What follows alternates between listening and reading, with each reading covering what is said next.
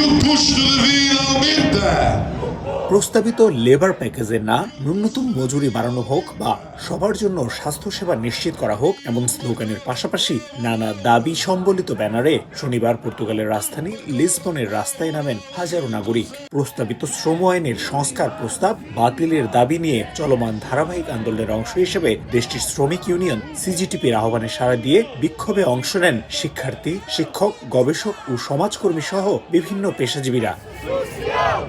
সমাবেশে অংশ নেন দেশটির পেশাজীবীদের অধিকাংশ সংগঠন। বিক্ষোভ র্যালিতে ক্ষমতাসীন ডানপন্থী সরকারের নানা পদক্ষেপের কড়া প্রতিবাদও জানান অংশগ্রহণকারীরা। আইনটি পাশ হলে কর্মী ছাঁটাই সহজ হবে বা কর্মঘণ্টা বাড়বে এমন বিভিন্ন গুরুত্বপূর্ণ বিষয়সহ শ্রমিকদের নানা অধিকার খর্ব হবে বলে দাবি বিক্ষোভকারীদের। এতে অংশ নেন দেশটিতে বিভিন্ন খাতে কাজ করা প্রবাসী বাংলাদেশিরাও। এই কারণে এই সমাবেশটি যারা নিম্ন আয়ের মানুষ রয়েছেন, বিশেষ করে অভিবাসীদের জন্য এটি খুবই গুরুত্বপূর্ণ।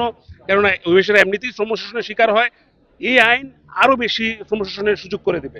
বিলটি অনুমোদন পেলে সংসদে প্রধান বিরোধী দল ডানপন্থী সেগার সমর্থনে অন্যান্য বিতর্কিত কয়েকটি বিলের মতো সহজেই পাশ হবে বলে আশঙ্কা করছে আয়োজকরা। দ্রুত এই প্রস্তাব বাতিল না করলে আরো কঠোর আন্দোলনের হুঁশিয়ারি তাদের।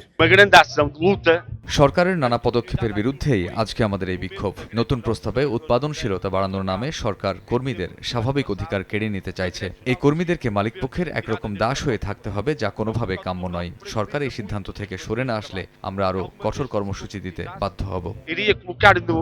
প্রস্তাবিত লেবার প্যাকেজ বাতিল চেয়ে এরই মধ্যে বেশ কয়েকটি বড় বিক্ষোভ ও দেশটির ইতিহাসের অন্যতম বড় সাধারণ ধর্মঘট বা কর্মবিরতিও পালন করেছে শ্রমজীবীরা।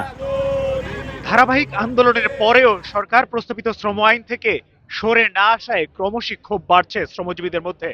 তারা আশা করেন সরকার এই সিদ্ধান্ত থেকে সরে আসবে, শ্রমিকদের অধিকার খর্ব করে এমন কোনো আইন বাস্তবায়ন করবে না সরকার।